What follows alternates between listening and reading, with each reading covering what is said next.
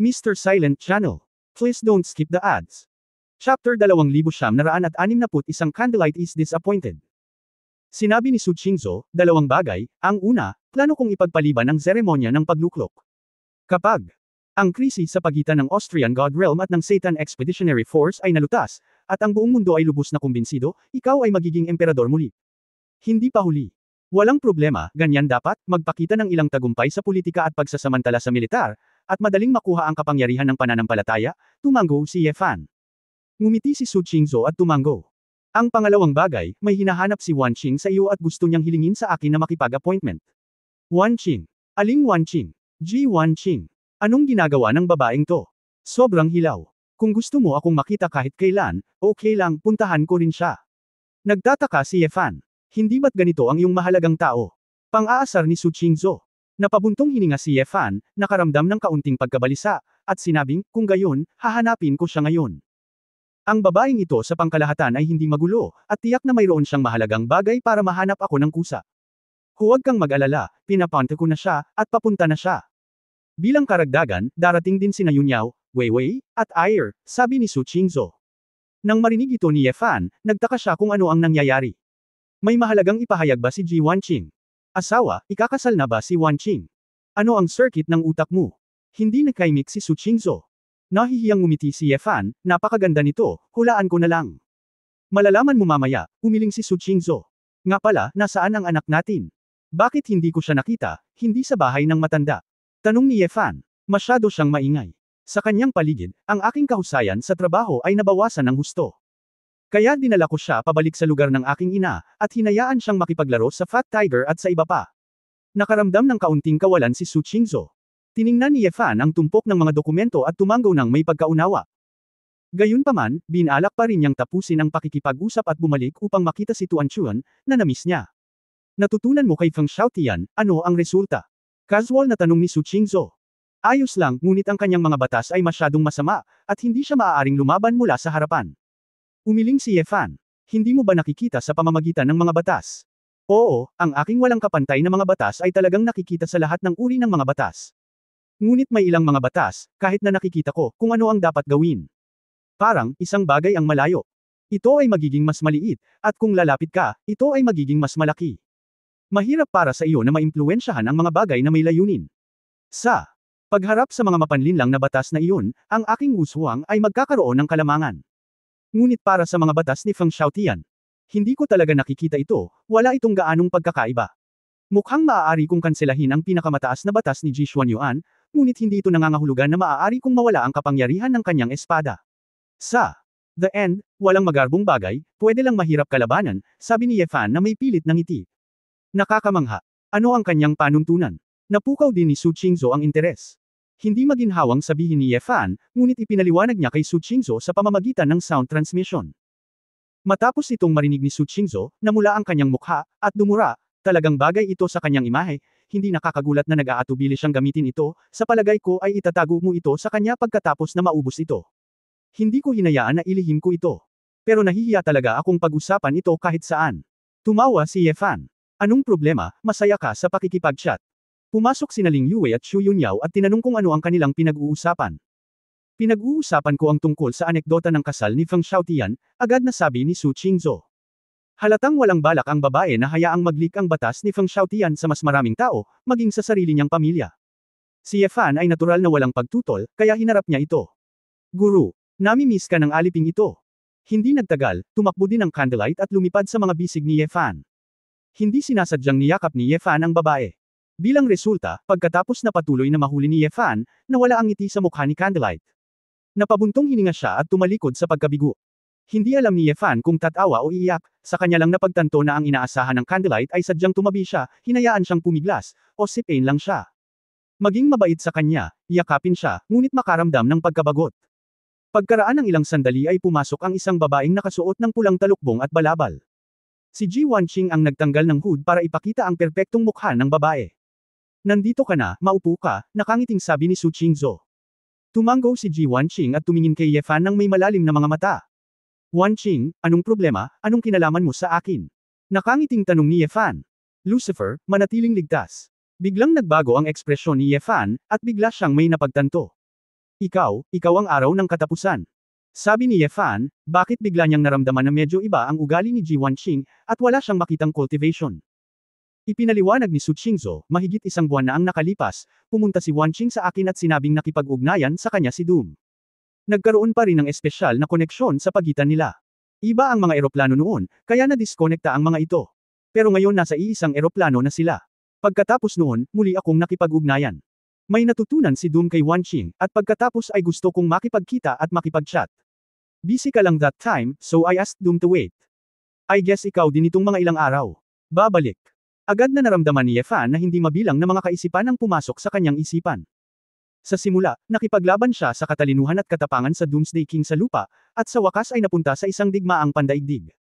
Nang maglaon, sa eroplano ng Teiso, at dahil sa relasyon ni Ye Wanqing, medyo naging malabo ang relasyon ng dalawa.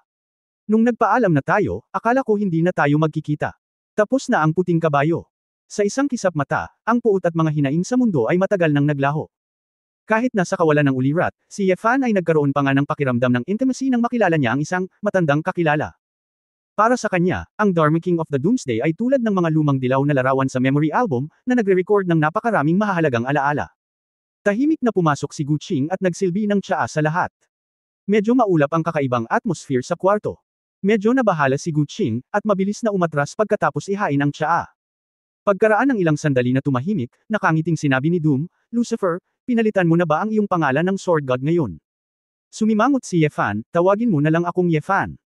Tawagin na nating Sword God, hindi natin dapat tawagin sa pangalan, sabi ni Doom. Hey! Ngumisi si Ye Fan, tama. Ang eroplano ng Teiso kung saan matatagpuan ang Honghuang ay pinagsama sa Taishi, sulat kamay mo ba talaga ito? Tanong ni Doom. Kalimutan mo na ito, sabi ni Ye Fan, akala ko wala ka na sa kalamidad na iyon. Totoo na may ilang mga krisis, ngunit sa pamamagitan ng ARC, maaari kong malimpasan ang krisis na iyon ng ligtas. Kaya gusto mong sabihin na wala kang utang sa akin, dahil kung wala ako, maaari kang iligtas. Naiintindihan iyon, tumanggo si Doom. Ngumiti si Ye Fan nang walang pakialam, kung gayon, bakit mo ako hinahanap? Dapat kitang tawagan ngayon. Ang Dharma God of Doom. Ang bagong Dharma God ng Arcane God Realm ay ikaw, tama. Kabanata 2962 8 Law Gods. Tama, ako ito, walang alinlangang tumanggo si Doom, pero, sana higit pa, maaari pa rin akong maging isang Dharma King. Oh, bakit? Hindi ba mas mataas ang Dharma God? Tama. Sa pagtatapos ng araw, mahina niyang sinabi, isa lang ang Dharma King, ngunit maraming mga Diyos ng Dharma. Naantig ang puso ni Ye Fan, at napukaw ang kanyang interes, bakit, pakinggan mo ang ibig mong sabihin, tila iba ito sa ibang mga Diyos ng Dharma. Diyos, hindi ka ba masyadong nasisiyahan? Hindi nagmamadaling sumagot si Dharma King Doom, ngunit kinuha ang tasa ng tsaa. Pagkatapos uminom ng kakaibang spirit tea ni Kyusho, bamulong ang Dharma King of Doom, hindi ko pa rin lubos na nauunawaan kung bakit nararanasan ng buhay ang ganitong uri ng bagay. Ang mga babaeng naruroon ay nagtinginan sa isa't isa ng may pagkadismaya, hinimok ni Ling Yue, Hoy, Doomsday, huwag mag-alala, hindi tayo masyadong close, tama. Sabihin mo sa akin kung mayroon kang sasabihin. Ngumiti si Doom, hindi pa ba ako halata? Gusto mong monopolize ang arcane domain. Naging seryoso ang mukha ni Ye Fan. To be precise, ayoko lang makipag-away sa isang lalaki. Kung ang digmaang ito ay tiyak na mangyayari, pagkatapos ay umaasa ako, kahit na ito ay mabubure sa anumang anggulo, ang tono ng Doomsday King, napakalamig at walang awa. WHO. Tanong ni Ye Fan. Diyos ng batas mekanikal, Mo Xin, sabi ni Doom na may nakamamatay na aura. Si Ye Fan at ilang mga babae ay naguguluhan. Sandali lang, anong ibig mong sabihin? At mechanical magic. Nakatuon si Chu Yunyao sa iba pang aspeto. Tumingin si Doom kay Chu Yunyao, bahagyang ngumiti, at may bahid ng pagpapahalaga sa kanyang mga mata. Miss Chu, ikinagagalak kitang makitang muli, at sana sa pagkakataong ito, patuloy akong makikipagtulungan sa iyo. Ang kooperasyon o hindi ay ibang usapan, gusto ko lang malaman, bakit tinawag na mechanical god ang lalaking iyon? Nag-aalalang tanong ni Chu Yunyao.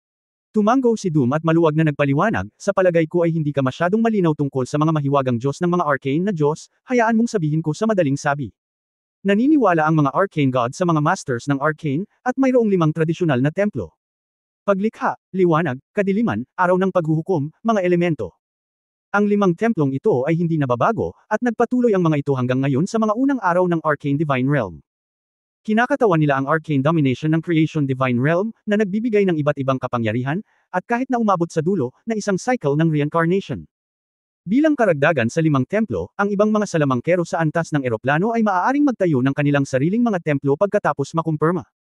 Ngayon ay may 4 na magic gods, at 4 na hindi tradisyonal na templo ang naitatag. Astrolohiya, pagtawag, kaluluwa, at makinarya. Dahil ang templo ng paglikha ay nasa isang estado ng bakante sa mahabang panahon. Sa makatuwid, pagkatapos kong makapasok sa templo ng Doom, mayroon lamang ang 8 Dharma gods. Kaya, hindi ka dapat maging higit sa mga Dharma gods ng mga hindi kinaugalian na templong iyon. Ikaw ba ay napakatalino? Bakit pumunta sa amin upang harapin ang mekanikal na Diyos na iyon? Tanong ni Ling Yue. Hindi ito totoo, sabi ni Doom, ang tradisyonal na 5 templo ay sumasagisag lamang sa magic field ng mga Diyos, ang uri ng batas ng eroplano. Ang aking mga spell at batas ay akma sa uri ng mga Diyos ng templo ng Doom, kaya pagkatapos ng pagsusuri, hayaan akong maging master. Ngunit, hindi ito nangangahulugan na ang Diyos ng Dharma ng tradisyonal na templo ay mas makapangyarihan. Hindi bababasa. Ang mechanical na Dharma God na si Moxon ay mahirap para sa akin na harapin. Yung mechanical God na Dharma God, posible bang metal magic ang ginamit? Casual na tanong ni Yefan. Umiling si Doom, ito ay mas komplikado kaysa sa metal na mahika, ito ang powerhouse ng inorganic civilization. Kung walang kaluluwa, walang espiritual na kapangyarihan, at sila ay umiiral ng mag-isa na may natatanging kapangyarihan ng batas. Ang hinahabol ni Moxon ay walang hanggang bagay, ibig sabihin, bagay na hindi masisira. Ang direksyon ng pananaliksik nito ay sinusubukan din na gawin ang sarili nitong hindi masisira at walang kamatayan. Sa mahigpit na pagsasalita, hindi ito isang salamangkero, ngunit ito ay naiiba sa ibang mga lahi. Ang dahilan kung bakit ito ay nasa arcane domain ay dahil ang pagtanggap sa arcane domain ay napakataas. Ang lungsod ng makinarya kung saan ito matatagpuan ay maraming malalakas na tao mula sa mga inorganikong sibilisasyon na nagtatrabaho para dito. Si Su Qingzhou, Xu Yunyao, at Ling Yue ay mukhang komplikado at may iniisip. Maaaring, itong Moxon ay may kinalaman sa purong material na sibilisasyon na Samire sa iyong etheric na sibilisasyon. Tanong ni Xu Yunyao. Hindi mahalaga, upang maging tumpak, ito ang ginawa nito. Araw ng paghuhukom.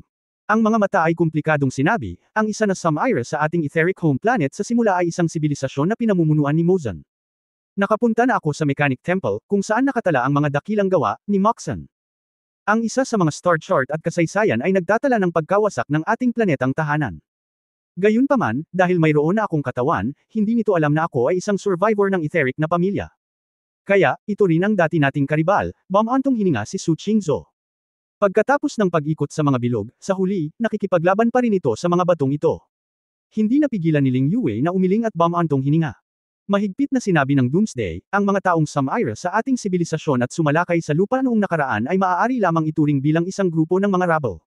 Sa pagkakataong ito, makikilala mo ang mga piling tao ng inorganikong sibilisasyon.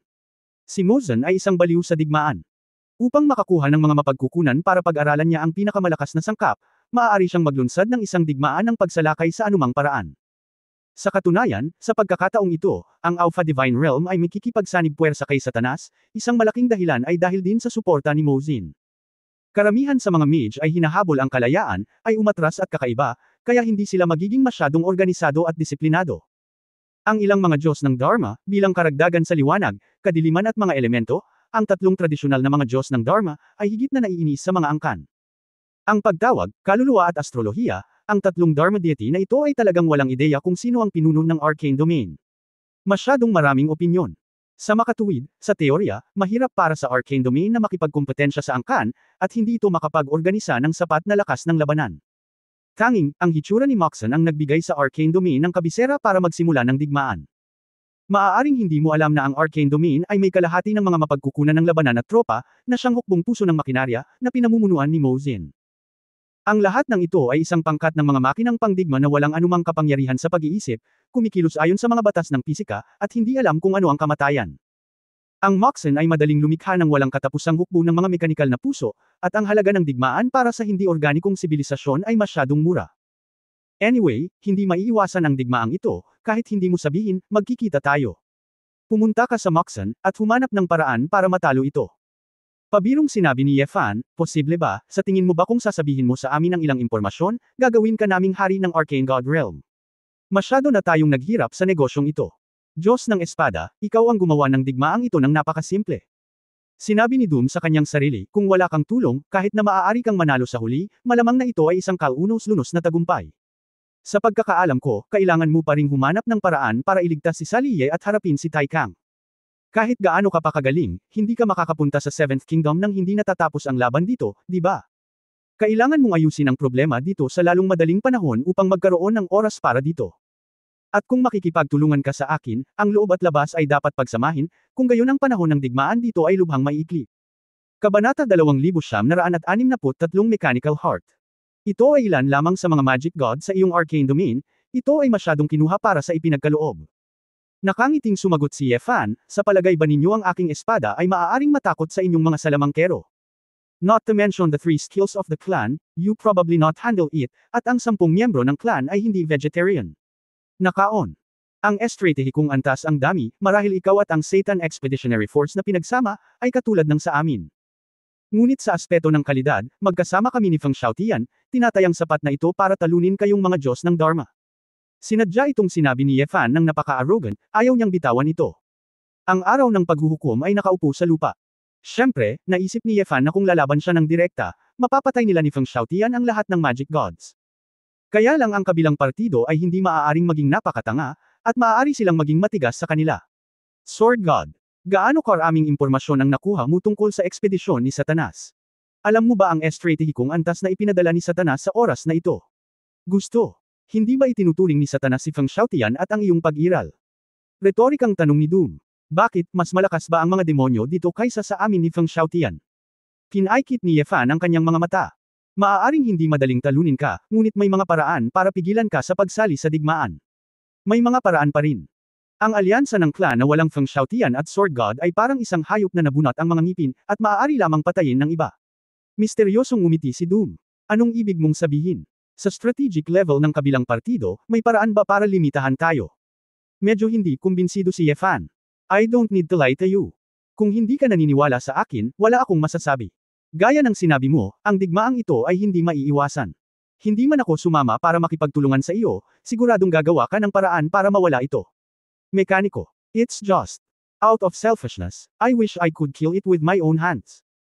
Bukod dito, umaasa din ako na pagkatapos ng digmaan, makakakuha ako ng isang piraso ng aking teritoryo, kaya pupunta ako upang makipag-ayos sa iyo. Sabi ni Doom. Talagang nagsimula ka ng isang negosyo. Akala mo kung hindi mo sasabihin sa amin, hindi namin malalaman ang tungkol sa Satan Expeditionary Force. Katalinuhan. Ngumisi si Yefan. Sa lahat ng nararapat na paggalang, ang buong Human Alliance ay kakaunti lamang ang alam tungkol sa unang kaharian. Kung hindi dahil sa oras na ito, maagap na nakipag-ugnayan sa amin ang Expeditionary Army, at hindi ko makukuha ang impormasyon. Mahinahong sabi ni Doom. Kumislap ang mga mata ni Yefan, at tumingin siya kay Su Qingzhou na nakaupo sa tabi niya. Bamulong si Su Qingzhou, sa tingin ko. Kahit papaano ay maaari mo munang pakinggan ang plano at pagkatapos ay pag-isipan ito. Tumingin si Yefan sa mga babae sa Chu Yunyao at sa iba pa, at tumanggo ang mga babae. Ngumiti si Doom at sinabing, actually, hindi ko kailangan ng buong Arcana. Holy Area. Gusto kong ipaghiganti ang aking angkan, kaya, ang lugar na kinokontrol ng mekanikal na templo ay akin na ngayon. Sa oras na iyon, magtatayo ako ng sarili kong maliit na etheric na kaharian. Hindi ito dapat magkaroon ng malaking epekto sa isang mahusay na emperador na tulad mo, tama ba? Persigido ka talaga. Tila kahit na mayroon kang pisikal na katawan, mayroon ka pa ring ether sa iyong mga buto, at gusto mo pa ring ibalik ang bansa para sa sibilisasyong ether, nakangiting sabi ni Yefan. Ito ang hindi ko natupad na hiling. Hindi ako makabalik sa aking ina. Ang bituin ay aking buhol. Siguro. Tadhana ang nagdala sa akin dito, at nakilala ko ang mga totoong mamamatay tao sa likod ng mga eksena at hiniling sa akin na ipaghiganti sila. Nagpakita ng malamig na bituin ang mga mata ni Doom. Huminga ng malalim si Yefan at nahulog sa malalim na pag-iisip.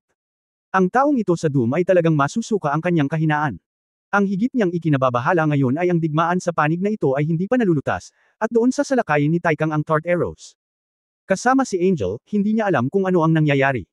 Kung talagang makikilala niya ang kanyang sarili at ang kaaway gaya ng sinabi ni Doom, tapusin ang labanan dito sa lalong madaling panahon, pagkatapos ay maaari niyang palayain ang Seventh Kingdom. Okay, may papangako ko sa iyo na kung makikipagtulungan ka sa iyo, magiging maayos ang plano at mabilis na matatapos ang digmaan. Ibibigay ko ang teritoryo ng Mechanic God at ibabalik ang iyong bansa. Ang premise ay matutulungan mo kami.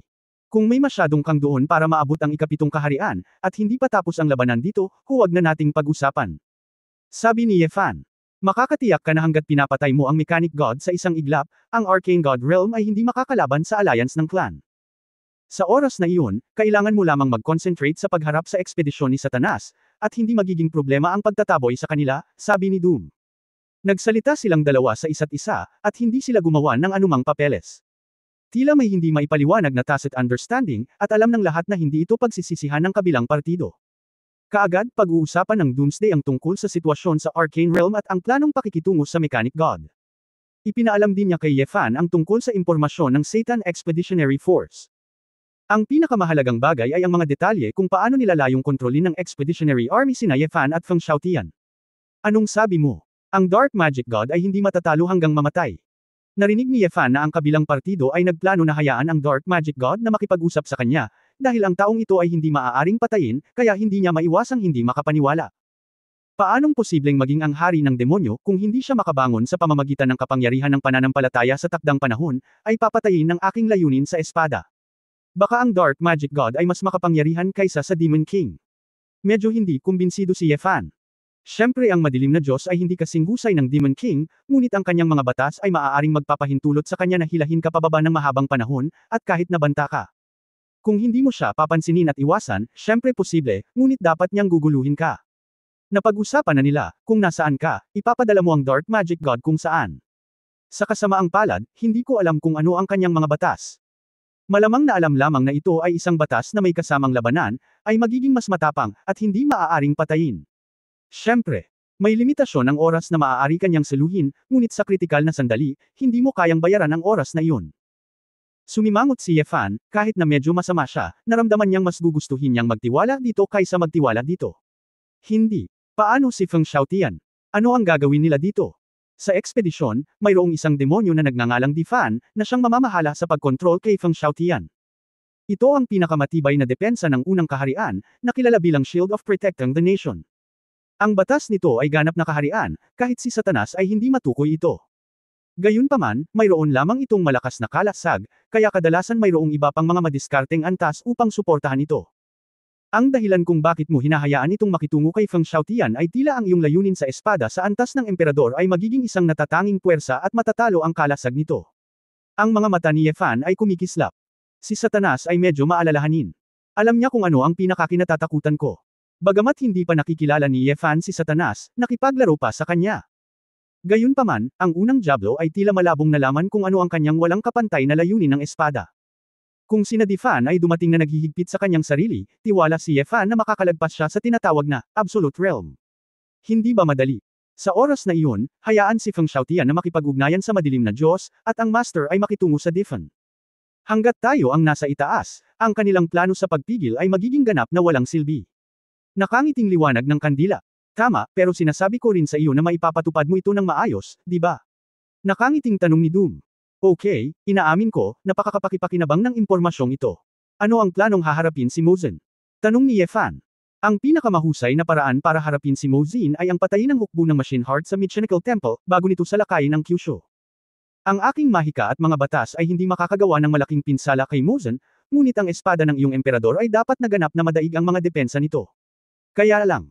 Bago yun, kailangan nating mag-isip ng paraan para maiwasan ang mga liwanag o madilim na Diyos na biglang dumating para tumulong. Dahil ang dalawang Dharma na Diyos ng liwanag at kadiliman ay ang tanging kabilang sa mga Diyos ng Dharma na maaaring magbanta sa iyo. Kung nagmamadali silang tumulong, mawawala lahat ng achievements nila, sabi ni Doom. Paano ito makokontrol? Maaari pa ba nating bantayan ang kinaroroonan ng dalawang Diyos ng batas? Inilatag ni Ling Yue ang kanyang mga kamay. Sa ngayon, wala pa akong naisip na partikular na magandang paraan. Kung maaari, mas mabuting bumili ng ilang tao mula sa Templo ng Liwanag o Kadiliman, bilang mga eyeliner, para magbigay ng balita anumang oras. Sabi ni Doom. Biglang naisip ni Su Qingzhou ang isang bagay, sinabi niya, siguro. May makakatulong. WHO. Tanong ni Yefan. Asawa, nakalimutan mo na ba? Subordinate ng isang tao. Hindi ba siya nakasamba na sa Templo ng Liwanag?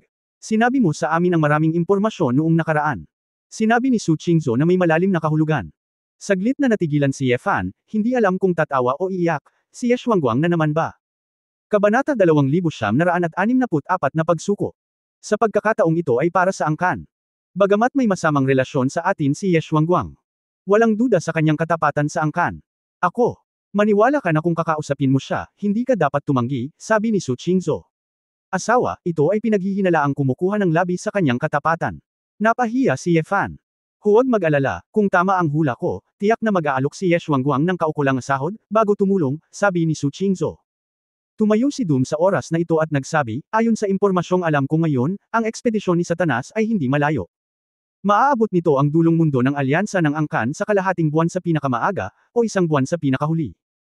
Ang Fortress World, ang kanilang invasion speed ay malamang na napakabilis. Kung gusto nating kumilos, kailangan nating lumaban ng mabilis. Kami, hindi maaaring bigyan ng pagkakataon ng mekanik na Diyos at ang hukbo ni Satanas na magsanib puwersa. Napakabilis.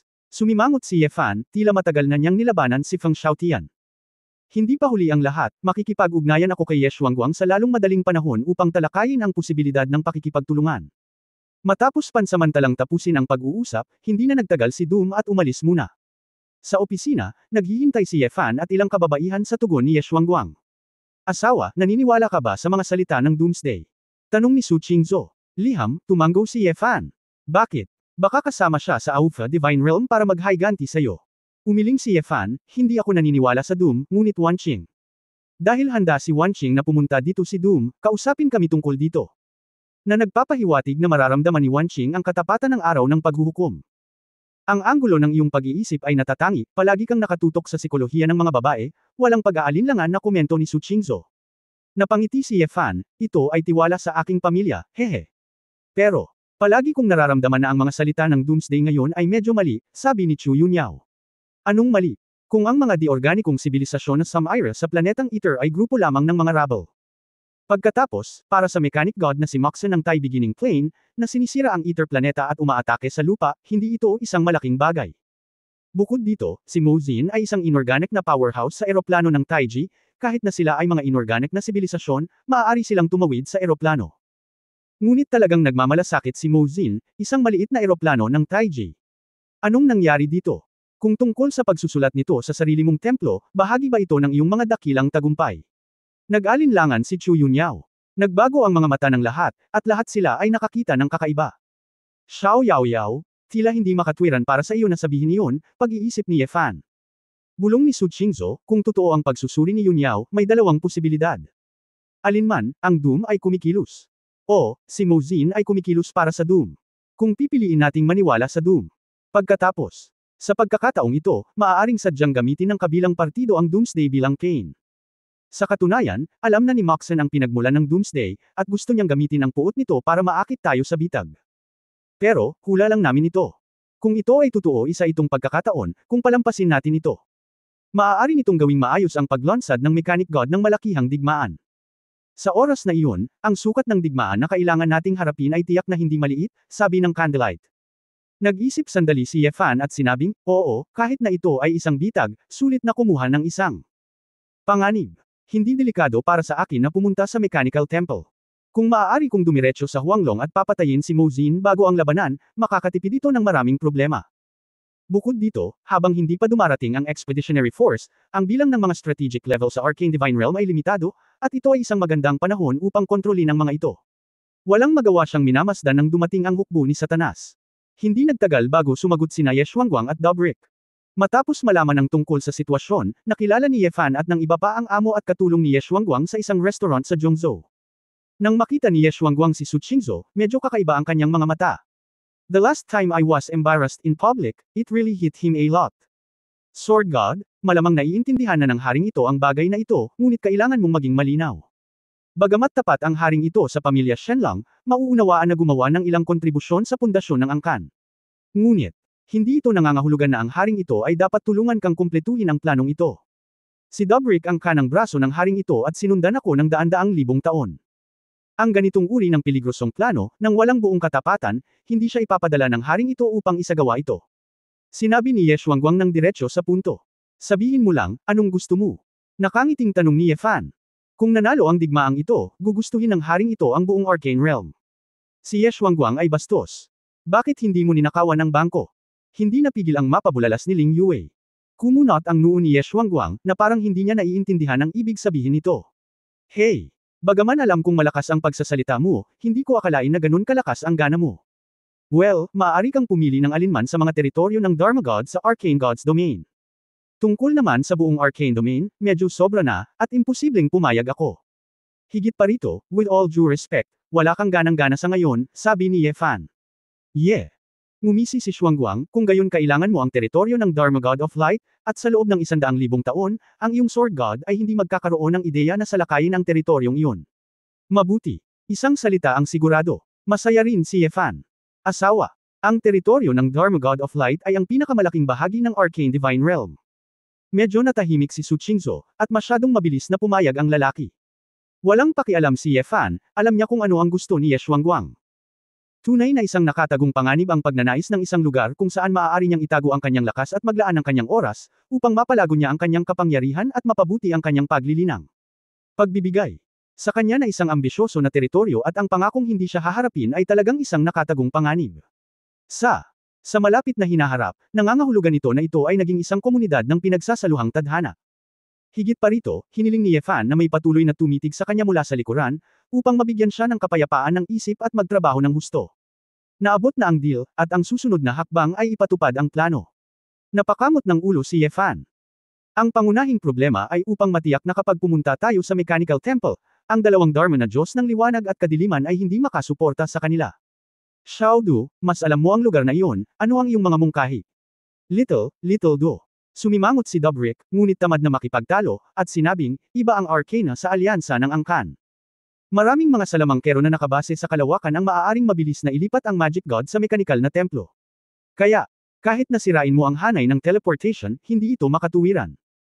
Makakahanap lang sila ng Chaos Realm, o kahit na isang space-based mage sa Holy Realm, at maaari silang mag-teleport doon. So ano? Para sa kapakanan ng iyong Xuanlong Emperor, kailangan mong malaman ito. Nakangiting sabi ni Ye Fan.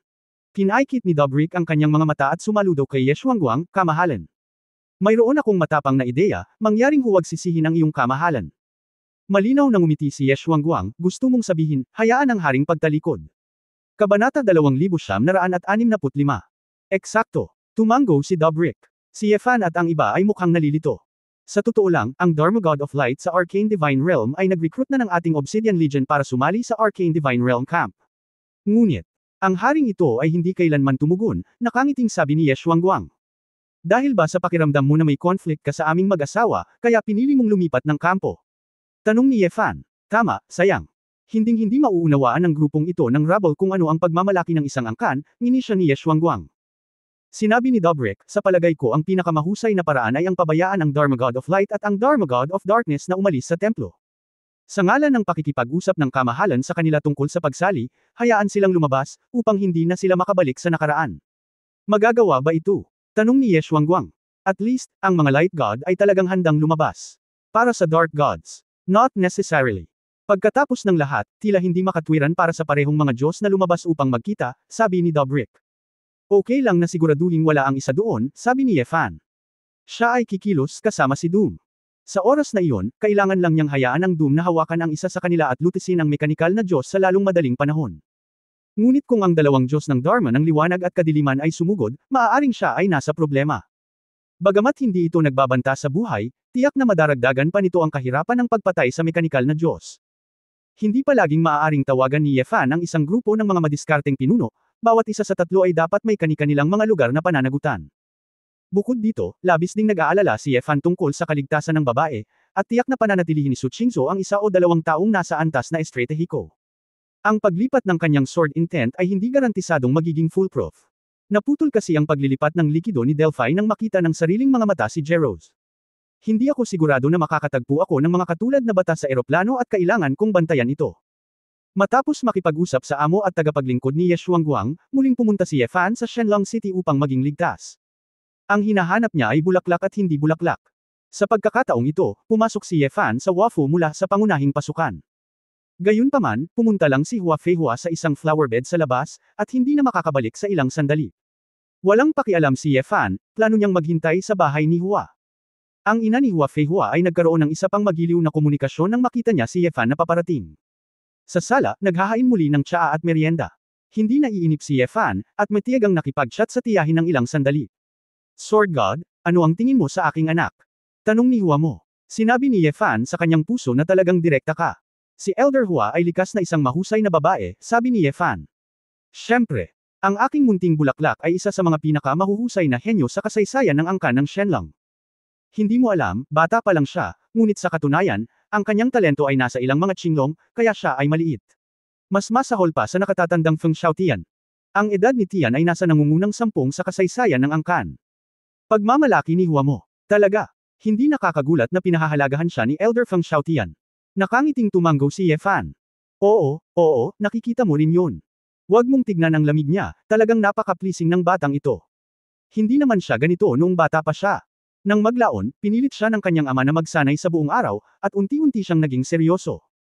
Mataas ang pressure, tapos ang mga henyo ay medyo lonely. Isa pa, hindi siya masyadong lumalabas kaya mahilig siyang magtanim ng bulaklak araw-araw. Para sa napakaraming taon, hinintay ko siyang magpakasal, ngunit namuti ang buhok ko, mukhang malungkot si Hua mo. Hindi alam ni Ye Fan kung tatawa o iiyak, tita, sa tingin ko napakabata mo pa, huwag kang mag-alala, makikita mo talaga ang araw na ikakasal si Elder Hua. Wala akong partner, paano ako magpapakasal? Tinulak ni Hua mo ang braso ni Ye Fan, Jian Shen, matandang babae na ako, at wala akong masyadong alam sa mga patakaran, kaya huwag mong ayayawan. Diretso kong itatanong, may kinalaman ba kayo ng aking munting bulaklak? Walang pagkakataon. Huwag tingnan ang kanyang edad, ngunit ang iyong cultivation base, edad ay hindi isang problema sa lahat. 10,000 taong gulang at mayroon pa ring mga anak. Napabuntong hininga si Ye Fan, tita, itanong mo sa akin ito, kay Elder Hua hindi patas. She's so good, natural na may sarili siyang choices. Nasa kalaban na tayo ngayon, at hindi ito ang oras para isipin ang mga bagay na ito. Mukhang nanghihinayang si Hua mo, mukhang. Wala na ang babaeng ito sa iyo, naiintindihan ko, ito ay isang pagtanggi. Naninigas ang mukha ni Ye Fan, ibang-iba si Hua Fei Hua sa kanyang ina. Inay, ano na naman ba ang kalokohan na sinasabi mo? Hua. Narinig ni Fei Hua si Ye Fan na lumapit sa kanya at bumalik mula sa labas. Mula sa labas, sa katunayan, ang ilan ay narinig. Xiao Hua, walang sinabi si inay, magsalita ka. Hindi ka ginugulo ni inay, nagmamadaling pumasok si Nanay Hua sa likod bahay. Si Hua Fei Hua ay mukhang walang pakialam at sinabi kay Ye Fan, kung may sinabi ang aking ina na hindi ka komportable, huwag mong seryosohin, ganoon siya. Okay lang, masaya akong nakikipag-chat sa tiyahin ko, ngumiti si Ye Fan. Talaga. Medyo nagulat si Hua Fei Hua, ang malalakas na tao sa ordinaryong angkan ay hindi nakakausap ng aking ina, ngunit ikaw ay iba. Bakit hindi tayo makapag-communicate? Napakagaling ni auntie. Nagtataka si Ye Fan.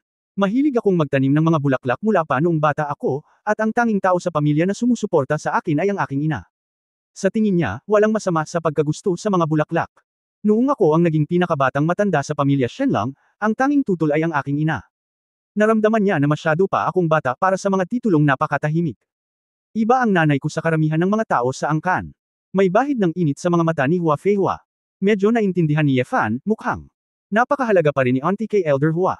Huwag na nating pag-usapan ang aking ina, inilabas ni Hua Fei Hua ang librong nakuha niya noon, ang langit ay puno ng mga bulaklak, at ang pula at halimuyak, sino ang maaawa?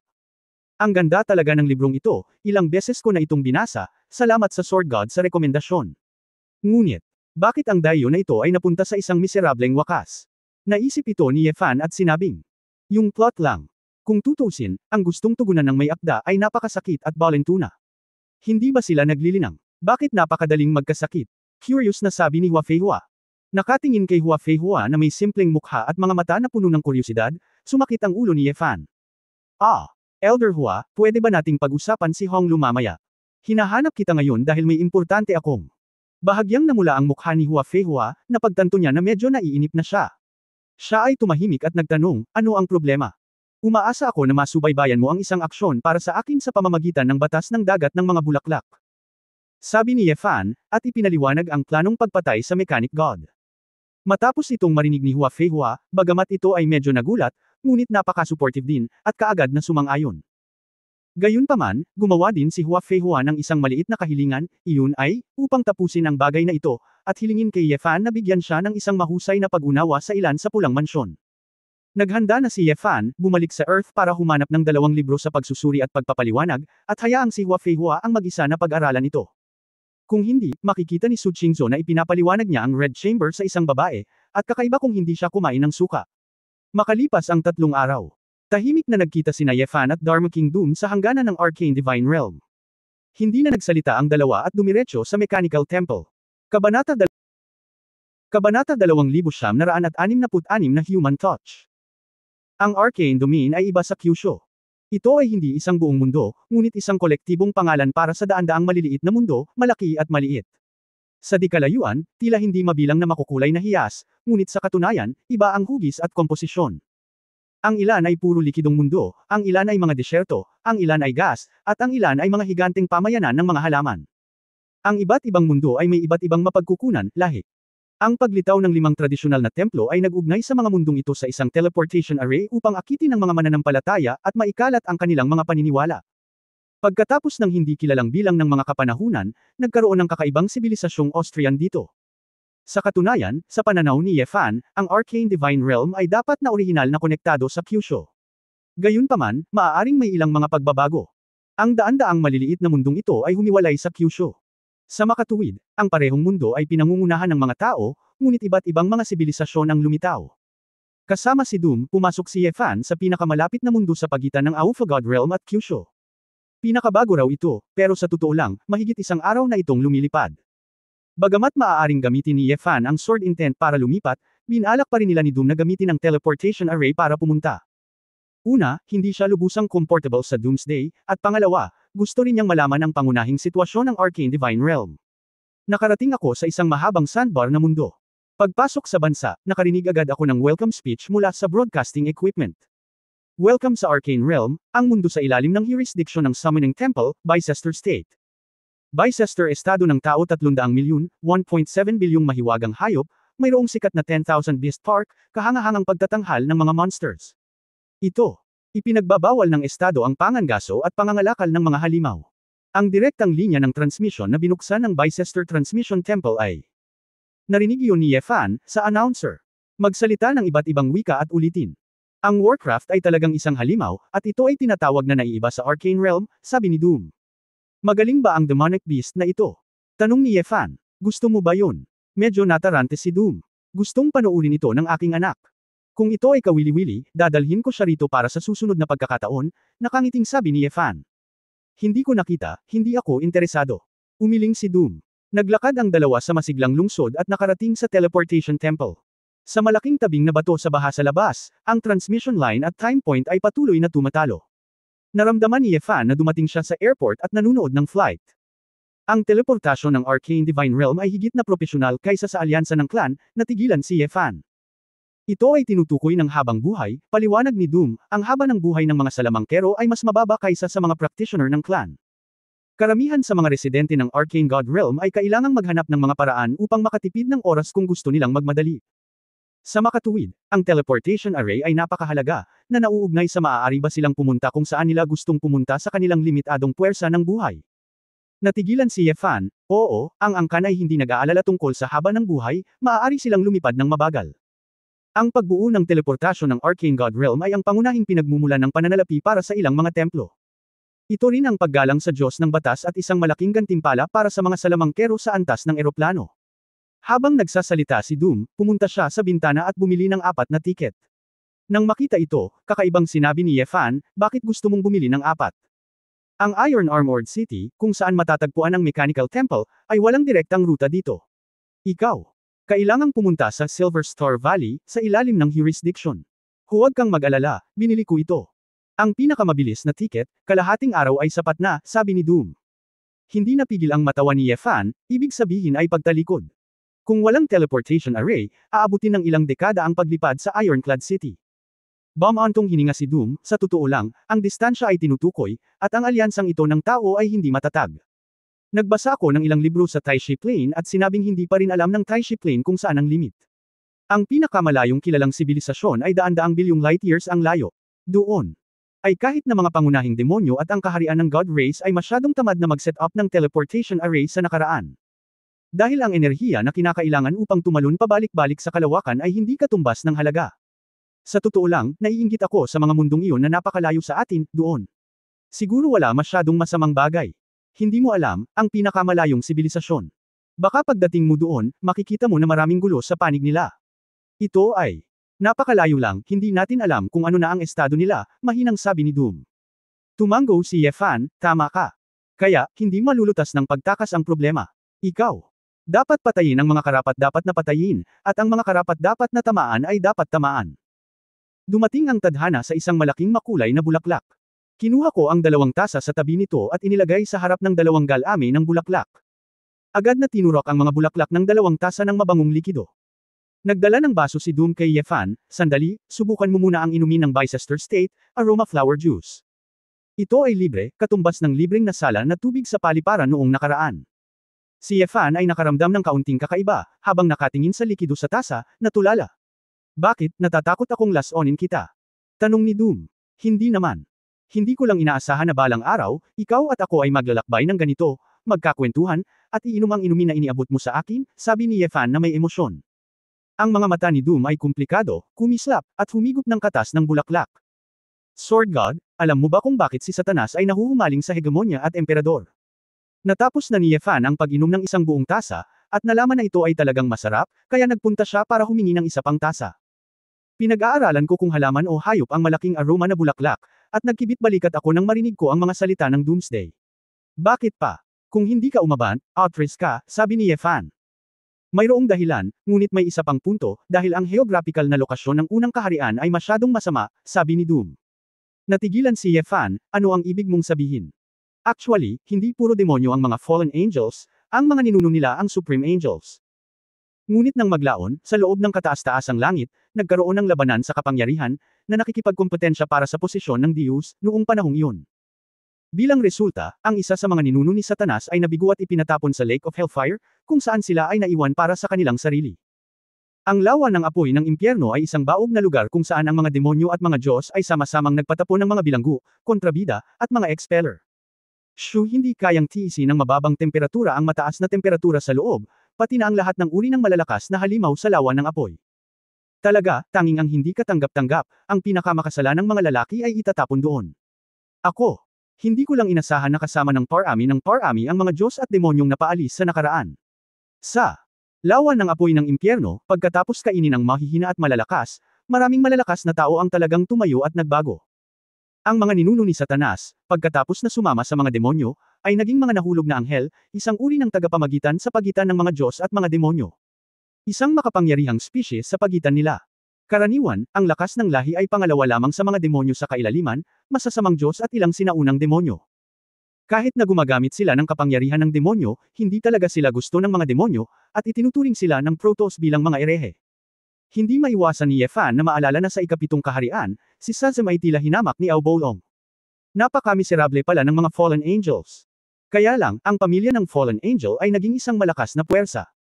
Nang maglaon, pinalaya nila ang lawa ng apoy ng impyerno at nagtatag ng isang kaharian. Kapag sila dumating kay Satanas, sila ang naging unang kaharian. Bagamat ito ang unang kaharian, ito talaga ang unang kaharian. Ang kakulangan ng mga mapagkukunan sa Hellfire Lake ay palaging ginagawa silang pinakamahihirap na kaharian. Ngunit ito ay dahil mismo sa brutal na panloob na pakikibaka at sa mapanganib na kapaligiran ng gubat na nagpapahintulot sa unang kaharian na magkaroon ng pinakamalaking bilang ng mga estratehikong antas. Ito ay karaniwang pinaniniwalaan na ang unang kaharian ay may 10 madiskarteng pinuno. Antas, ngunit, sa palagay ko dapat mayroong higit pa riyan. Sa kailaliman ng lawa ng apoy ng impyerno, walang paraan upang malaman kung gaano karaming mga powerhouse ang mayroon. Maraming mga powerhouse, maging ang mga hayop, ang talagang hindi sumusunod kay Satanas. Dahil sila ay masasamang demonyo. Ang mga inapo ay hindi natatakot sa kamatayan at walang dahilan. Nag-isip si Yefan, maaaring ito ay dahil ang magulong panahon ay nagbubunga ng mga bayani, at ang mahihirap na kalagayan ng pamumuhay ay nagtutulak sa mas malakas na tao. Sword God, alam mo ba kung bakit ko sinasabi ito sa iyo? Tanong ni Doom. Sumulyap si Yefan sa kanya, gusto mong sabihin na ang labanang ito ay mas mahirap kaysa sa inaakala ko. Oo, tumanggo si Doom at sinabi, ito ay para lamang sa hegemonya at paghahari, ang gayong bansa at monarko ay hindi kakilakilabot. Ngunit ang unang kaharian, ang mga estratehikong antas, ang mga demonyong general, ay hindi lamang nakikipaglaban para kay Satanas. Sila ay para sa kaligtasan at kinabukasan ng kanilang sarili at ng kanilang mga pamilya. Ang kanilang kalooban na lumaban ay hindi mapapantayan ng ibang kaharian. Mapaglarong tiningnan ni Yefan ang Doomsday, kailan ka naging tao? Humanity. Ang Doomsday ay nagtaka, sinasuri ko lang ang mga elemento ng labanan sa iyo. Ngumiti si Yefan, siguro hindi mo maramdaman ito sa iyong sarili. Gayunpaman, gagawin ko ang aking makakaya upang mapalaki ng maayos ang aking anak na babae. Sumimangot si Doom at parang medyo nalilito, kung bakit ganoon ang komento ni Yefan sa kanya. Sa sandaling ito, na-i-broadcast na ang voice transmission, at magsisimula na ang transmission sa Silver Star Valley. Let's go, I can't wait. Gusto kong makita ang inorganic civilization. Ano ito? Ito ay nasa Earth at halos patayin ang aking asawa. Tumayo si Yefan at naglakad patungo sa teleportation array kasama si Doom. Pagkatapos ng maikling pagtingin sa mga kaugalian ng Arcane Divine Realm, pagkatapos ng kalahating araw, si Yefan at Doom ay lumitaw na sa Ironclad City. Pareho silang gumamit ng peking pagkakakilanlan, kaya maayos ang paglalakbay. Sa sandaling pumasok siya sa Ironclad City, naramdaman ni Yefan ang iba't ibang sibilisasyon dito. Kabanata 2967 Sibilisasyong Mekanikal. Bago umalis sa templo ng teleportasyon, nakita ko ang maraming kakaibang, solids, liquid, at gas. Sa harap niya lang, lumulutang. Lahat ng uri ng makukulay na sangkap, walang tinatawag na mukha, kamay at paa, o kahit na mga organo. Mukhang ilang, patay na bagay, ngunit lahat sila ay aktibo. Si Yefan ay may kakaibang pakiramdam. Parang nasa bahay ang mga tao, ang mga mesa, upuan, bangko, computer, kettle, tasa. Lahat ay biglang na-control sa kanilang sarili. At hindi talaga makokontrol ng mga tao ang mga item na ito, heterogeneous, lang ang mga ito sa pagitan ng mga item na ito. Ganito ang pakiramdam ni Yefan sa sandaling ito. Nag-ilusyon pa siya na may malay din ang lupang tinatahak niya. Pag-alis sa Teleportation Temple, nalaman ni Yefan na nasuspine sila sa ere. Ang Teleportation Temple ay isang higanting pilak na kubo. Pagtingin sa itaas, ang langit ay isang malalim na mabituing kalangitan. Dahil walang mga bagay na malastellar sa malapit, ang mga pinagmumula ng liwanag na nilikha ng ilang mga reaktor ay naglalabas ng malambot na liwanag. Ang lupa ay napakalalim, at mayroong iba't ibang mga ore canyon. Sa lahat ng direksyon, mayroong hindi mabilang na uri ng mga nasuspine na bagay. Ang iba't ibang polygonal cubes at sphere ay gawa sa iba't ibang metal na mineral. Hindi mabilang na mga inorganic na substance ang nag-shoulder sa pagitan ng malalaking gusaling ito. Ito ay makapal na nakaimpake, tulad ng iba't ibang, mga tubo, ng mga daluyan ng dugo, sa loob kung saan ay may iba't ibang mabilis na gumagalaw na mga kagamitan sa transportasyon.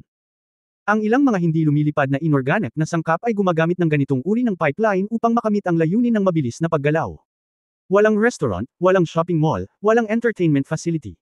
Ang iba't ibang mga workshop, pabrika, at mga lugar tulad ng mga istasyon ng muling pagdadagdag ng enerhiya ay makikita sa lahat ng dako. Ang mga gusali dito ay medyo espesyal, hindi napigilan ni Yefan na mapabuntong hininga. Bahagi nito ay isang gusali, ngunit hindi bababa sa kalahati nito ay katawan ng isang hindi organikong lahi, sabi ni Doom. Natigilan si Yefan. Sure enough, as he thought, baka may maapakan siya habang naglalakad. Sword God, mararamdaman mo ang buhay sa paligid mo. Sinuri ni Yefan, at nawala ang kanyang kamalayan. Anong nangyayari? Sumimangot si Yefan at sinabing, robot. Natagpuan ni Yefan na maraming tila mga organikong anyo ng buhay, tulad ng mga tao at halimaw, ay talagang hindi buhay. Wala silang pagbabago sa pag-iisip, walang kaluluwa, isang layer lang ng balat. Ito ang batas ng Moxon, ang puso ng makinarya. Maaaring sirain ng batas ni Moxon ang primordial spirit, ang organikong organisasyon, at baguhin ang buhay na katawan sa isang mekanikal na lahi ng mga di-organikong sangkap. Bukod dito, kung kinakailangan, makokontrol ito ng Moxon anumang oras. This transformed inorganic entities, Doomsday. Ibig mong sabihin, ang mga lalaking ito ay buhay pa. May mga kaluluwa ba sila? Nadurog ang puso ni Yefan. Oo, pero part of it is not forced.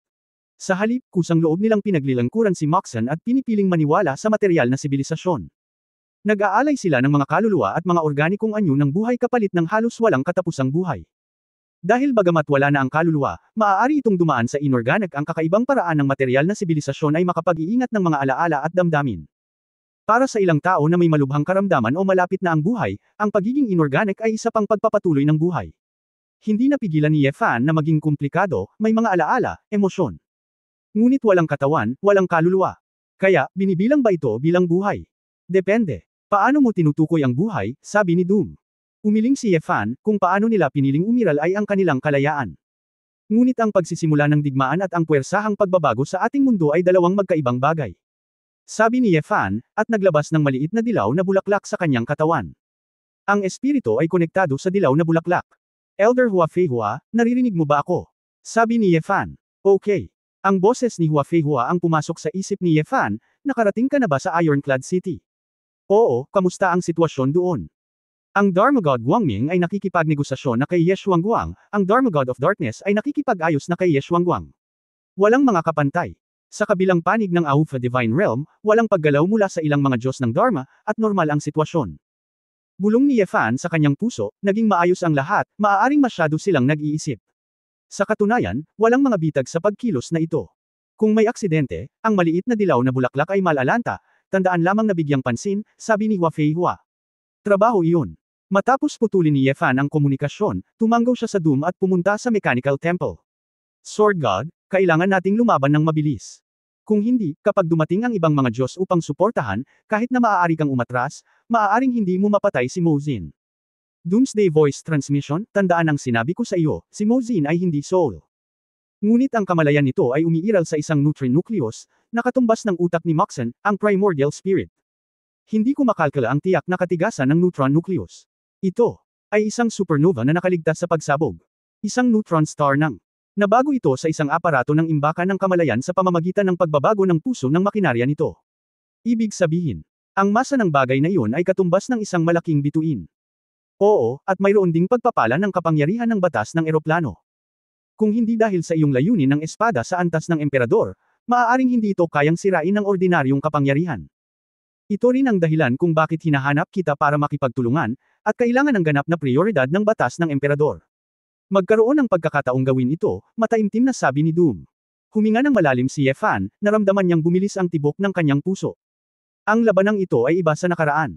Sa pagkakataong ito, kailangan niyang harapin ang isang alternatibong powerhouse. Hindi banggitin ang paglilinang, hindi banggitin ang mga kasanayan, ito ay higit pa sa isang peak duel sa pagitan ng science at cultivation. Dalawang ganap na magkaibang mga sibilisasyon, ang tunay na labanan ng sibat at kalasag. Gayunpaman, dahil ito ay isang hindi maiiwasang labanan, naniniwala rin si Ye Fan na ito ay gawa ng tao. Narito, ang Mechanical Temple sa harap. Sa katunayan, hindi banggitin ang pagtatapos ng araw, napansin din ito ni Ye Fan, dahil masyadong nakakagulat ang harapan. Ito ay isang mechanical Babel Tower, na 10,000 metro ang taas at gawa sa hindi mabilang na mga bahaging metal. Ang hindi mabilang na malalaking gears ang nagpapagalaw sa iba't ibang silid nitong mechanical tower na umaabot sa langit. Lahat ng uri ng liwanag, sinag, at hindi maintindihan ng mga kristal na screen ay nagpapaganda sa mekanikal na gusaling ito. Isang kapaligiran ng perpektong kombinasyon ng industriya at digital ay darating. Gayunpaman, ang mas ikinagulat ni Ye Fan ay ang katotohanan na mayroong ilang malalaking tubo sa isang gilid ng mekanikal na tore na ito. Sa mga tubo na ito, ang ilang mga bagay na may kulay ng dugo at malabo ay patuloy na dinidischarge. Matalas ang mga mata ni Ye Fan, at pagkatapos makakita ng isang bagay na malinaw, nagbago ang kanyang mukha. Ito ay, sinabi ni Doom na walang ekspresyon ang mukha, ito ay organikong bagay, iyon ay, mga tao at iba pang nabubuhay na nilalang. Ipinangako ni Moxen ang Arcane Domain at hindi maghahanap ng mga materyales mula sa Arcane Domain. Sa makatuwid, bumili ito ng malaking bilang ng mga nilalang mula sa mga human trafficker at monster trafficker sa ibang mga mundo para sa pagsasaliksik nito sa Heart of Machinery. Matapos itong mabago, ilalabas nito ang mga organikong nalalabi. Direkta sa planta ng paggamot. Gawing pataba, pakainin, at palakihin ang iba pang mga organismo para i-recycle.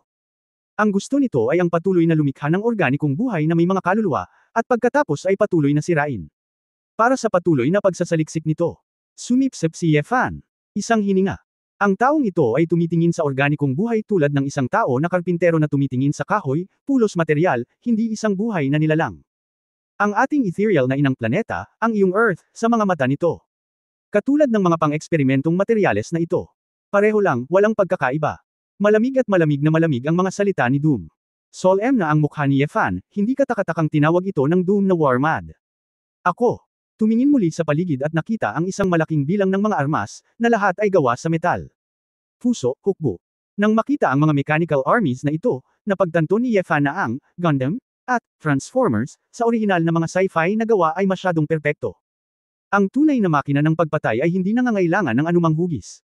Ang mga ito ay lahat ang makapal na metal na kalasag sa labas ay hindi mga muzzle, ngunit lahat ng uri ng mga metal na talam. Sa pananaw ni Ye Fan, lahat sila ay mga makinang pamatay. Ito ang mga elite ng puso ng makinarya, lahat ay ginawa mismo ni Mo Xin. Ipinanganak para lamang sa pakikipaglaban. Bagamat hindi mahirap para sa atin ang pakikitungo sa kanila. Ngunit ang nasayang na oras ay magbibigay kay Mo Xin ng pagkakataong makatakas. Sabi ni Doom. Natural na naunawaan ni Ye Fan, nasaan si Mo Xin. Hindi ko maramdaman ang pagbabago-bago ng primordial spirit. Karaniwang hindi napupunta kung saan-saan, nasa laboratorio lahat sa baba ng templo, at kung gusto mong bumaba, kailangan mong tumagos sa ikapitong layer ng super alloy.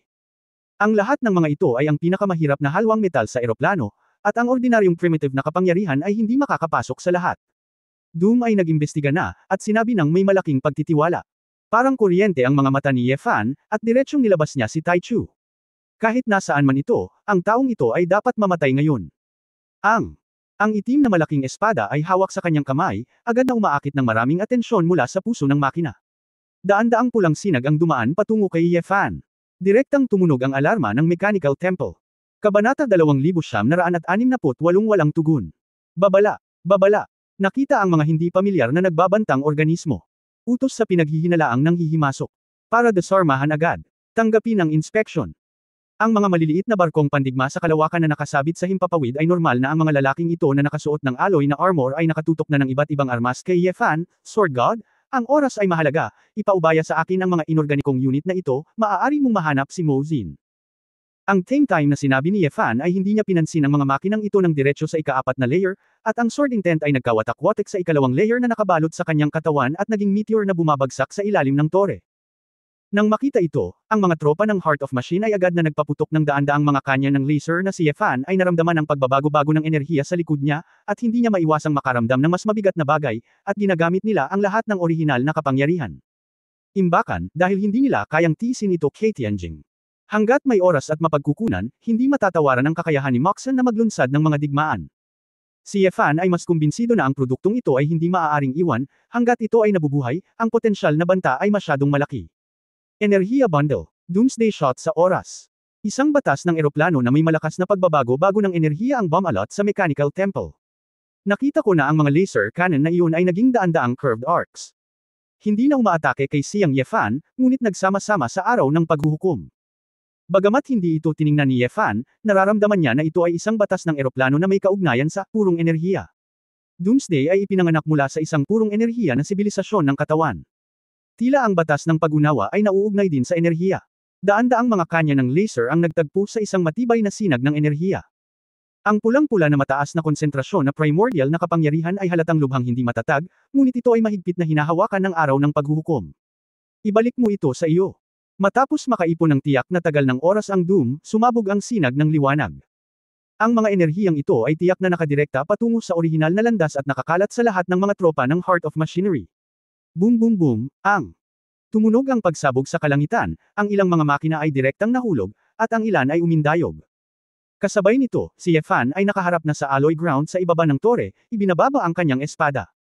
Ang itim-gintong walang kapantay na layunin ng espada ay naging isang higanteng talim na 12 ng metro ang haba, na tumusok sa steel plate. Sa malupit na tunog ng metal, pinutol ni Ye Fan ang isang hiwa sa alloy plate. Si Ye Fan ay natigilan, ang tigas ng halwang ito ay talagang kakilakilabot, at napakahirap gamitin ang kanyang Sword Intent upang harapin ito. Dimensional na pagkakatapon. Ika-10 antas. Ginamit lang ni Ye Fan ang Sword Intent ng Ultra High Frequency Vibration, kinaladkad ito pababa, at napunit ng Sword Edge ang espasyo. Kumikislap ang sobrang compressed sword light. Ang halwang metal ay naging mas mahina, na parang isang layer ng window paper ay natusok sa isang iglap. Ang malupit na Sword Intent ay napakapilit kaya naging imposible para sa mga inorganic na bagay na sinubukang lumapit sa pakikialam kay Ye Fan. Matapos alisin ng Doom ang mga tropa ng Heart of Mechanism na umaatake mula sa likuran sa ere, tumingin siya sa ibaba, at may bakas ng pagkamangha sa kanyang mga mata. Bagamat naisip niya bago dumating na ang layunin ng Emperor level na sword ni Ye Fan ay maaaring mapunit ang mga halwang ito, hindi niya inaasahan na magiging ganoon kabilis. Ang absolute priority ng Emperor level Sword Intent ay talagang masyadong mapanira. Magkaroon ng pagkakataon. Nasasabik ang mga puso ng Doomsday. Kung mas mabilis kang makalusot sa 7 layer ng proteksyon na ito, mas mahirap para kay Mo Xin na makatakas. Bang bang bang. Gitling. Pagkatapos ng ilang magkakasunod na dimensional na pagkakatapon, matagumpay na napasok ni Ye Fan ang huling layer ng alloy plate. Kasabay nito, mayroong isang malaking bilang ng mga inorganic na interceptor, na nasira ng Sword Intent ni Ye Fan. Sa daan, nakita rin ni Ye Fan ang isang malaking bilang ng mga tao, halimaw, at iba pa. Na brutal na pinatay at naaagnas sa mga laboratorio ng iba't ibang layer. Ang nakakagulat na eksenang ito ay nagpaunawa kay Ye Fan na si Su Qingzu at ang iba pa ay lumaban sa isa't isa noon. Gaano kalupit ang di-organikong sibilisasyon? Kahit alien ay hindi binibilang. Ang mga di-organikong bagay ay tumitingin sa kanilang mga organikong sibilisasyon tulad ng pagtingin nila sa mga batong ginagamit sa pagtatayo ng mga bahay at sa kahoy na ginagamit sa paggawa ng mga mesa. Sa makatuwid, hindi na kailangang makipag-ayos kay Moxon at sa mga taong ito, at walang kabaitan at moralidad na pag-uusapan. Nakatadhana. Mamatay ka o mamatay ako. Ang shockwave ng Sword Intent ay dumaan sa ilalim na layer, sinisira ang lahat ng experimental equipment. Ang katawan ni Yefan ay nag-aapoy ng itim at gininto ang apoy, tulad ng isang Diyos ng impyerno na bumababa. Nalutas ng Doom ang pagtugis sa oras na ito, at sinundan sila hanggang sa ibaba. Mozen, nandyan na. Nakaturo ang kamay ni Doom, at sa direksyong iyon, isang bola ng liwanag ang nasuspend. Ang liwanag na bola ay nagpapalabas ng puting gintong liwanag, ngunit hindi talaga ito ang kulay ng katawan, dahil lamang sa liwanag ng enerhiya na inilabas ng napakataas na kalidad. Noong una ay inakala ni Yefan na ang mechanical law god ay magmumukhang isang napakalakas na robot. Ngunit hindi ko inaasahan na mas simple ito kaysa sa mga nasa labas ng tropa ng Mechanic Heart, isang ball ang bakal lang. Gayunpaman, nararamdaman pa rin ni Yefan ang kapangyarihan ng kakaibang batas ng eroplano na inilabas ni Mozen. Inilunsad ni Yefan ang walang kapantay na batas, sinusubukang makita kung ano ang nangyari sa taong ito, ngunit ang pagpapatakbo ng kapangyarihan ng batas na iyon ay nagpahirap kay Yefan na maunawaan. Hindi ako makakita ng malinaw, ngunit hindi ko maintindihan. Para bang isang batas iyon na inilalarawan sa ibang wika, at iba ito sa lahat ng mga batas na nakita ni Yefan. Sword God, Doomsday, dumating ka talaga. Isang tunog, tulad ng isang elektron-ikong tunog, ang pumasok sa isipan ni Yefan at Doom. Parehong nagbago ang mukha. Ano ang ibig sabihin? Alam ng lalaking ito na darating sila. Akala ko hindi ka mahuhulog sa isang halatang bitag, araw ng katapusan. Mukhang galit na galit ka sa akin. Walang emosyon sa mga salita ni Mozen, na para bang ipinapahayag lamang niya ang kanyang opinyon. Ang mapa ng bituin ay talagang nakaukit doon para makita ng araw ng paghuhukom. Sumimangot si Yefan, at talagang sinabi ito ni Chu Yunyao. Sa pagtatapos ng araw, malamig niyang sinabi, Diyos ng Espada, sirain ito. Ito ang neutron core nito. Hanggat ang neutron core ay nawasak, ito ay tunay na mamamatay. Mozen, kahit na ito ay isang bitag, minamaliit mo ang kapangyarihan ng Sword God. Sa harap ng ganap na kapangyarihan, ang mga kalkulasyon ay magiging walang silbi. Talaga. Tapos tanungin mo yung matanda kong. Sisigot ba ako? Hehe. Biglang, isang masa ng dark energy ang lumitaw sa harapan nilang dalawa. Unti-unting nabuo ang isang katawan ng tao, isang payat, maikli, kubo na matandang may makapal na itim na buhok at balbas. Dark Magic God. Bahagyang natigilan si Doom. Hindi niya inaasahan na darating ito ng ganoon kabilis, kaya hindi niya maiwasang tumingin kay Yefan, hindi ka ni-report ni Hua Feihua. Medyo natarante rin si Yefan, at kinuha ang maliit na dilaw na bulaklak, maganda ang bulaklak. Sinubukan niyang kontaken si Hua Feihua. Bilang resulta, walang tugon. Kabanata 2969 na walang kapantay na Qinglong. Hey! Sword God, kayo lang ba ang nakakaalam ng batas na ang bulaklak ay hindi bulaklak? Hindi ba tayo marunong mag-ingat sa isang kamay? Malungkot na ngumiti si Darkness, puno ng pangungutya ang mga mata. Lumubog ang puso ni Yefan, at hindi malinaw kung nasa panganib si Hua Feihua o nabalisa ang kanyang mga batas. Doomsday, ako at si Guangming ay napaka-optimistiko tungkol sa iyo, mayroon kang isang napaka-promising na hinaharap. Hindi ko akalain na magiging traidor ka ng Arcane Realm ng ganoon kabilis. Diyos ng Espada, ikaw din, napakaliit para maliitin ang ating Arcane na kaharian ngayon. Sa palagay mo ba ay hindi natin mapapansin ang paggamit ng Dobrik na iyon para i-distract kami ni Guangming? Masasabi ko sa iyo ng responsable, kabilang ang paghahagis ng isang sanga ng oliba kay Ye Xuanguang. Bahagi rin ito ng aming plano. Ang ganitong uri ng luma at bulok na dugo ay hindi karapat-dapat na ikumpara sa ating Arcane God Realm. Ngayon, mamamatay ang amo at alipin ni Ye Xuanguang. Ang iyong alyansa ng angkan ay makakaranas din ng matinding pagkalugi. Ang lahat ng ito ay dahil sa kayabangan ng iyong Sword God. Tumatakbo palayo sa Mechanic Temple. Hindi babantayan ang sarili mong base camp. Haha. Paano natin bibitawan ang napakagandang pagkakataon para salakayin ang alyansa ng angkan? Nagtataka si Yefan, kung minamaliit ba niya ang arcane na kaharian, o ang kadiliman na si Fashion ay masyadong mayabang. Kahit wala siya sa Kyushu, bakit iniisip ng lalaking ito na kaya nilang atakihin si Kyushu? Ang Satan Expeditionary Force ay hindi pa dumarating, at sa mga tuntunin ng estratehikong antas, ito ay wala sa parehong antas. Sa anumang kaso, maaari ko lamang malutas muna ang dalawang lalaki sa panig na ito. Nagpadala si Yefan ng voice transmission sa Doom, pinipigilan mo ang kadiliman. Direktang sisirain ko si Moxen. Tumanggo si Doom, at agad na ginawang iba't ibang grupo ng enerhiya ang malaking bilang ng mga halwang metal at kagamitan. Ang dalisay na mga katawan ng enerhiya ng iba't ibang mga katangian ay naging ilang agos ng iba't ibang kulay, na nagmamadali patungo sa Dark Magic God. Noon lang napagtanto ni Yefan na ang batas ng Doomsday ay gawing enerhiya ang materya. Simple lang. Mula sa punto ng view ng batas, Doomsday ay ibang-iba sa Mozen. Ang isa ay upang itaguyod ang sukdulang material na sibilisasyon, at ang isa ay upang itaguyod ang sibilisasyong enerhiya.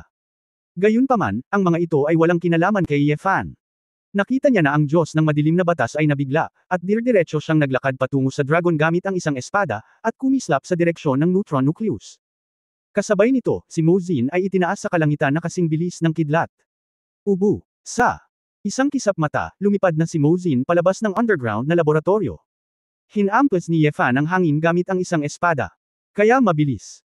Biglang napagtanto ni Yefan na ang dahilan kung bakit hindi kailangan ni Mozin ng anumang shell armor at pinanatili lamang ang core ng neutron nucleus ay ganap na naisip. Upang ilagay ito ng tahasan, mas maliit ang volume, mas mababa ang pagtutol.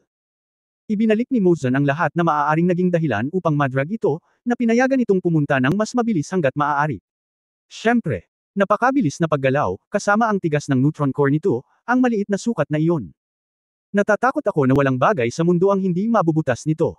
Isipin na lang, ang masa ng isang bituin ay puro sa isang kasing laki ng kamao na bukol ng metal. Sino ang makakatiis na tamaan nito?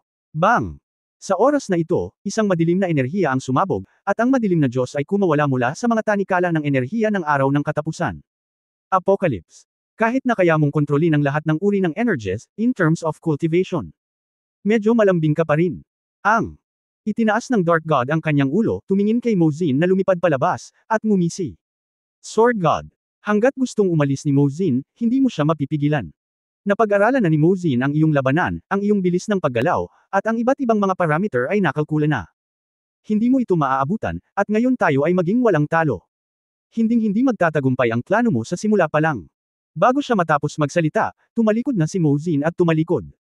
Isang kapangyarihan ng batas ng puso ng makinarya ang tumagos sa buong metal na tore. Sa lahat ng direksyon, ang hindi mabilang na mga inorganic na sangkap at sirang makinarya ay tila na isa aktibo muli. Ang iba't ibang mga metal ay nagbabanggaan, nagsasama, at nagsasama sa isa't isa. Sa bilis na nakikita ng hubad na mata, isang hukbo ng mga mekanikal na puso ang bumubuo sa mga unit ng libo-libo. Sword God. Doomsday. Kakasimula pa lang ng labanan. Hindi titigil ang hukbo ko ng mga makina. Ang boses ni Mozin ay sobrang walang pakialam, ngunit ang kanyang mga salita ay puno ng kumpiyansa at kalmado, na parang ang tagumpay ay nasa kanyang kamay. Sword God. May plano tayo. Kung hindi natin matumbok si Mozin, mawawalan tayo ng kabuluhan. Umalis ka muna, baka mas kailangan ka ni Kyushu ngayon. Doomsday Voice Transmission sinabi, mayroong ilang mga unwillingness sa pagitan ng mga kilay. Hey! Ngumisi si Yefan. Sabi ko, kung mamatay ang taong ito ngayon, hindi na ito mabubuhay. Kung paanong ang Doomsday ay nalilito, nang si Yefan ay lubusang sinaliksik, ano pa ang magagawa niya? Biglaan. Isang sword intent na medyo naiiba sa nakaraang sword intent, isang mas malakas at komplikadong sword intent ang lumitaw sa Yefan. Sa Black Gold Sword Intent, nagkaroon ng flash ng green light. Kahit na hindi halata, sa sandaling ito ay kumikislap, ito ay lubhang nakasisilaw. Umuungol, ang dagandong ng dragon ay nagngangalit sa lahat ng direksyon. Xinglong. Bulalas ng Dark Law God, ngunit puno ng hinala ang kanyang mga mata. Imposible. Hindi siya dapat si Xinglong. Ngunit, malinaw na ito ang pamimilit ni Xinglong. Hindi. Ano ito? Nang mataranta ang Dark Magic God, naglunsad na ng pag-atake si Mozin. Ang hukbo ng libu-libong mekanikal na mga puso na bumangon muli at hindi organikong bagay, tulad ng isang metal frenzy, ay sumugod kay Yefan. Sa lahat ng direksyon, ang momentum ay nagbabanta, at hindi mabilang na primitive power laser cannons ang bumubulusok ng galit na galit patungo sa posisyon ni Yefan. Niyayanig ng mayfly ang puno. Ngumuso ng masama si Yefan. Sa isang iglap, lumitaw ang lumilipad na espada sa buong kalangitan. 10,000 lumilipad na espada ang kumikinang sa nakakasilaw na liwanag ng iba't ibang kulay. ZZ. Gatlang M. Golden Divine Thunder. Asul na apoy. Kasabay ng pagkislap sa lumilipad na espada. Walang katulad na Asher Dragon, nagsusunog ng langit na Divine Thunder Spear. Gumalaw ang pag-iisip ni Yefan, umaakit sa kapangyarihan ng Asher Dragon Kangyan at Divine Thunder, ibinuhos sa bawat lumilipad na espada, perpektong pinagsama sa walang kapantay na layunin ng espada. Sa isang iglap, parang gubat ng mga sibat na Samire sa mundo, bumagsak ito. 10,000 kay Lewo, diretso sa mga meteor arc. Boom boom boom. Hindi nakayanan ng lahat ng hukbo ng Machine Heart ang mapanirang puwersang ito. Ang triple blow ng Emperor-level Sword Intent, Xinglong Kangyan, at Divine Thunder ay higit pa sa superimposed. Ang talas ng Sword Intent, ang pagsabog ng Kangyan, ang bilis ng Divine Thunder. Ang paggamit ng Burning Heaven Dragon King Spear na ito ay direktang nakamit ang isang qualitative leap. Tinitingnan ng hukbo ng Hearts of Machinery na natunaw at nawasak sa lahat ng panig. Dark Law God, Mozin, at maging ang Doomsday, lahat sila ay natulala. Ito si Xinglong. Sword Intent. Ano ba talaga ito? Ang Dark Dharma God ng pares ng manipis na mga mata ay nahati sa sandaling ito. Lampas na sa limitasyon ng kanyang pag-iisip ang eksenang nasa harapan niya. Sa 10,000 taon na nabubuhay siya, hindi pa siya nakakita ng ganoong kalikot na enerhiya. Magagamit ba talaga ng Sword Intent ang kapangyarihan ng Qinglong Bloodline? Paano ito posible? Kung tutusin, hindi katakataka na nabigla siya.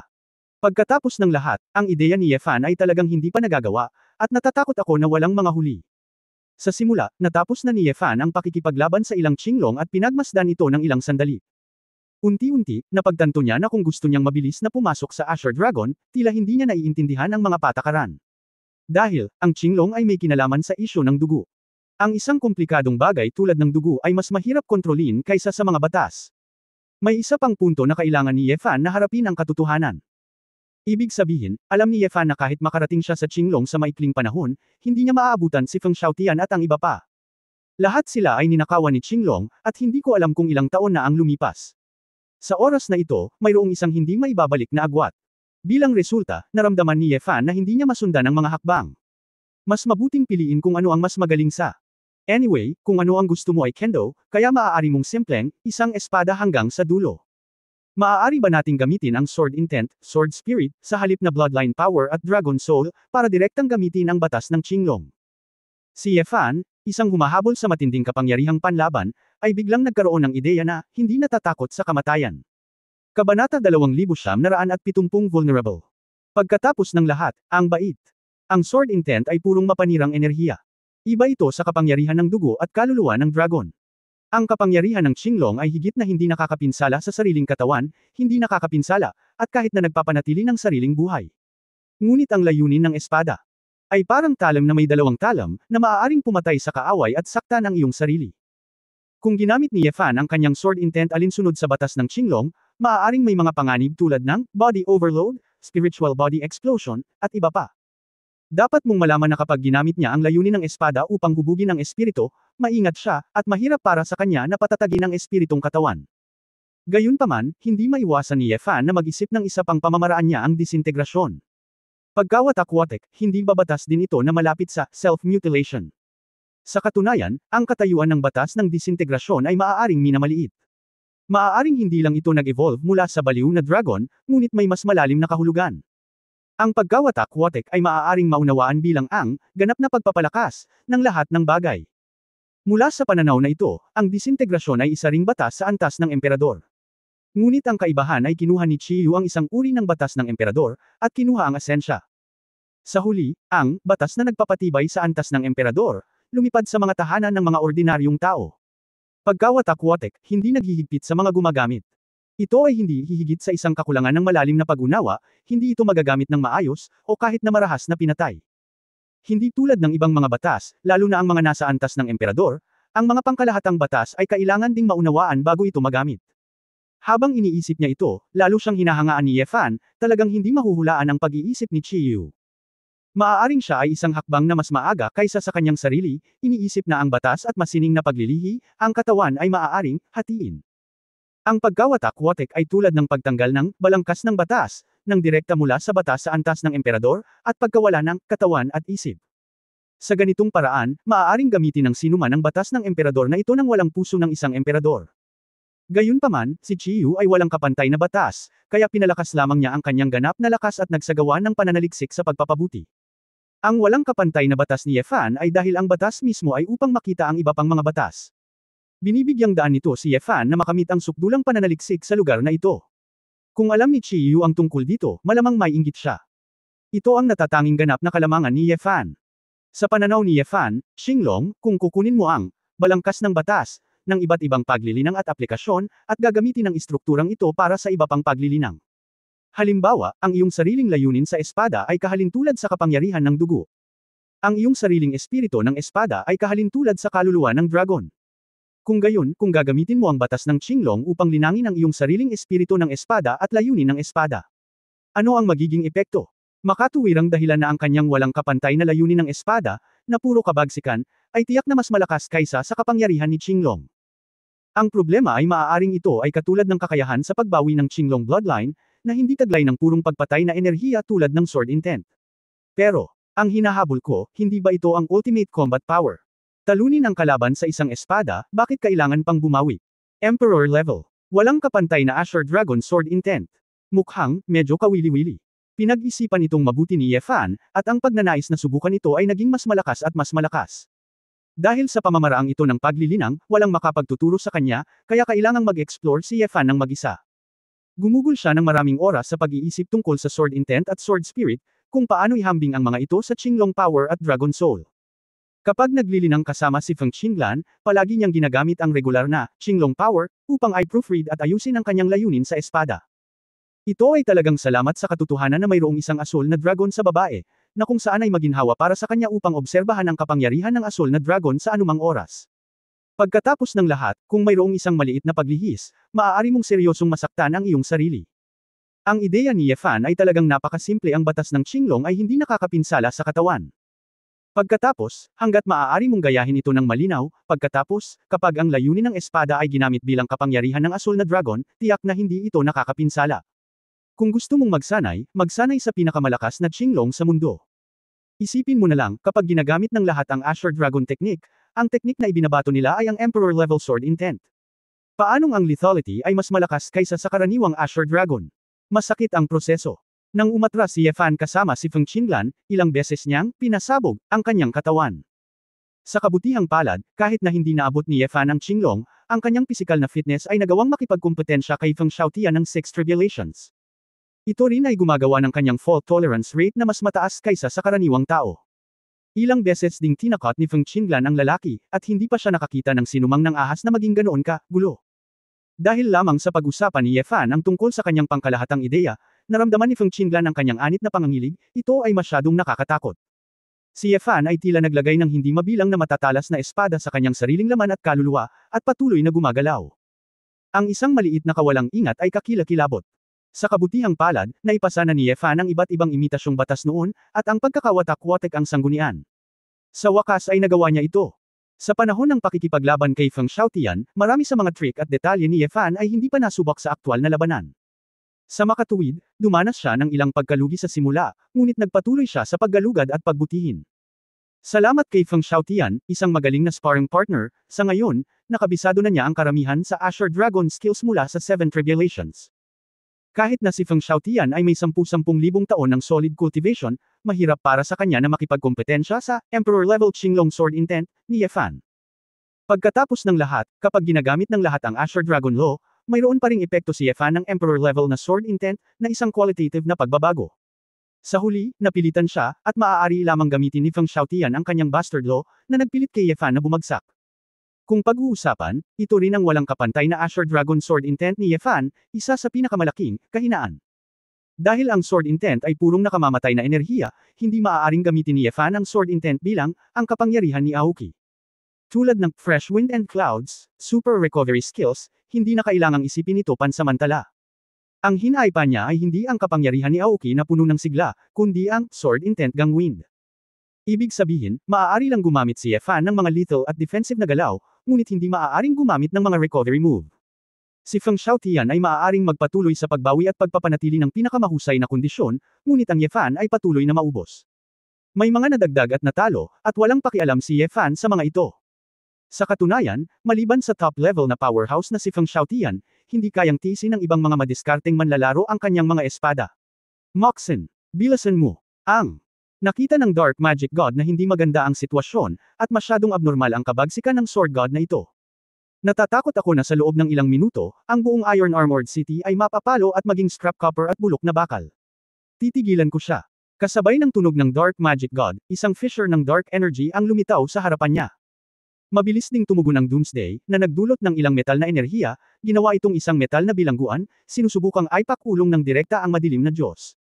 Ngunit ang Diyos ng kadiliman ay naging isang itim na anino at nawala ng direkta mula sa bitik. Nang muli itong lumitaw, nasa harap na ito ni Yefan, lumabas mula sa kadiliman. Sa kagandahang loob ng kamatayan. Naisama na ni Yefan ang kapangyarihan ng Azure Dragon Law sa sarili niyang unparalleled law. Ang antas ng enerhiya ng kanyang Sword Intent ay mas mataas kaysa dati. Sa mga mata ni Yefan, ang mga madiskarteng antas na ito ay napakahina, at ang mga ito ay ganap na hindi maihahambing sa mga kay Feng Xiaotian. Ang mechanical law god ay hindi nag-atubili, at ang neutron nucleus ay naging isang ilaw at lumipad palayo sa isang iglap. Naturally, hindi ito pakakawalan ni Yefan, ngunit ang Diyos ng madilim na batas ang unang sumalo sa kanya. Daan-daang dark energy ang naging spike, sinusubukang harangan si Yefan. Ngunit bago ang mga enerhiyang ito ay dumating sa harapan, si Yefan ay nagbuka na ng madaling araw at nagpakita sa likod ng madilim na Diyos. Bang! Sumabog ang katawan ng Dark Law God, at isang sword intent at kangyan ang lumabas sa kanyang katawan. Napakahina. Medyo kakaiba ang pakiramdam ni Yefan. Kahit na ang kanyang lakas ay mas mataas kaysa sa Dark Magic God na ito, hindi siya masyadong vulnerable, di ba? Pagtatapos ng kabanatang ito. For more updates, click on the notification bell.